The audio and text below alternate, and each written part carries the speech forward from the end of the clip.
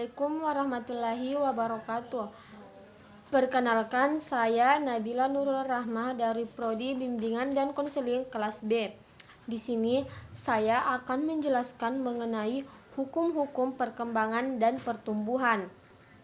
Ada beberapa definisi pengertian perkembangan menurut para ahli. Yang pertama, menurut Reni Akbar Hawadi, perkembangan secara luas menunjuk pada keseluruhan proses perubahan dari potensi yang dimiliki individu dan tampil dalam kualitas, kemampuan, sifat, dan ciri-ciri yang baru. Dalam istilah perkembangan juga tercakup konsep usia yang diawali dari saat pembuahan dan berakhir kematian. Sedangkan menurut F.G. Mons dan kawan-kawan, pengertian perkembangan menunjuk pada suatu proses ke arah yang lebih sempurna dan tidak dapat diulang kembali.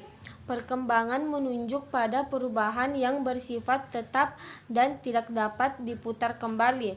Perkembangan juga dapat diartikan sebagai proses yang kekal dan tetap yang menuju pada suatu organisasi pada tingkat integrasi yang lebih tinggi, berdasarkan pertumbuhan, kepematangan, dan belajar.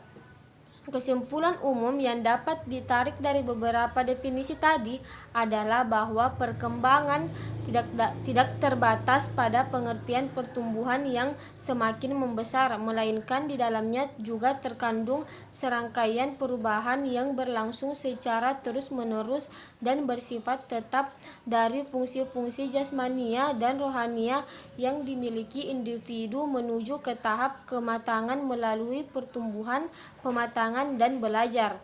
Perkembangan manusia dipengaruhi oleh beberapa faktor, diantaranya adalah dipengaruhi oleh faktor kecerdasan, gen, jenis kelamin, ras, kultur, dan sebagainya. Yang semuanya ini dapat terlihat saat manusia itu mengalami proses perkembangan mulai dari bayi hingga dewasa dan berakhir ketika ia mati.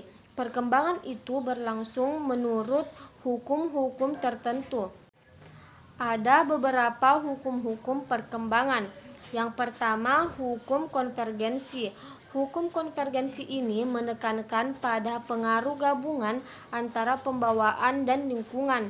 Tokoh yang berpendapat demikian adalah William Stein, yang menyatakan bahwa pertumbuhan dan perkembangan itu adalah hasil pengaruh bersama kedua unsur pembawaan dan lingkungan.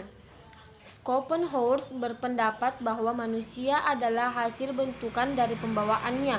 Sejak anak lahir, ia membawa bakat, kesanggupan, atau potensi untuk dikembangkan, dan sifat-sifat pembawaan terbentuk. Pembawaan ini akan dikembangkan sendiri. Dalam hal ini, pendidikan yang menganut paham nativisme disebut dengan aliran yang pesimis. Yang kedua, hukum mempertahankan dan mengembangkan diri. Dalam kehidupan timbul dorongan dan hasrat untuk mempertahankan diri. Dorongan yang pertama adalah dorongan mempertahankan diri, kemudian disusul dengan pengembangan diri. Dorongan mempertahankan diri terwujud pada dorongan makan yang menjaga keselamatan diri sendiri. Anak menyatakan perasaan lapar, haus, dan sakit dalam bentuk menangis. Ia mempertahankan dirinya dengan cara menangis. Dalam perkembangan jasmani dan rohani, terlihat hasrat dasar untuk mengembangkan pembawaan. Untuk anak-anak, dorongan pengembangan diri ini berbentuk hasrat mengenai lingkungan, usaha belajar berjalan, dan kegiatan bermain. Hal ini dapat dianggap sebagai dorongan untuk mengembangkan diri. Yang ketiga, hukum masa peka. Masa peka adalah suatu masa yang paling tepat untuk berkembang suatu fungsi kejiwaan atau fisik seorang anak.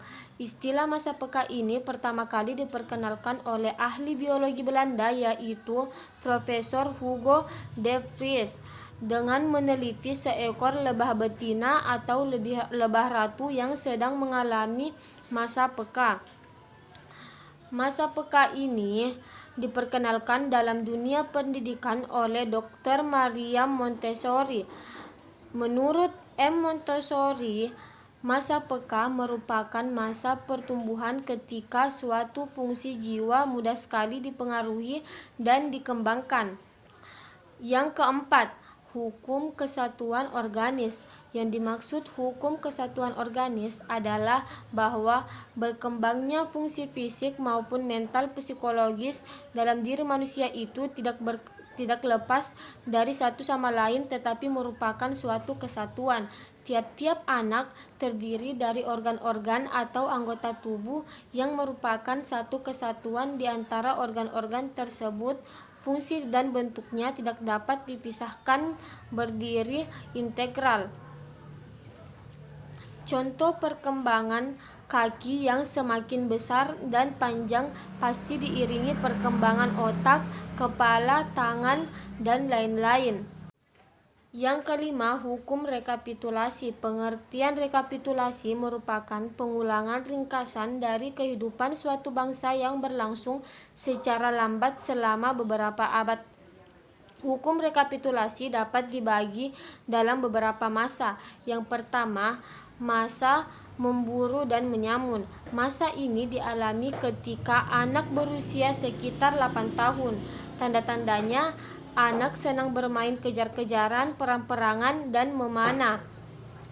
Yang kedua, masa mengembala. Masa ini dialami ketika anak berusia sekitar 10 tahun. Tandanya adalah anak senang memelihara binatang seperti ayam, kambing, kelinci, burung, dan sebagainya. Yang ketiga, masa bercocok tanam.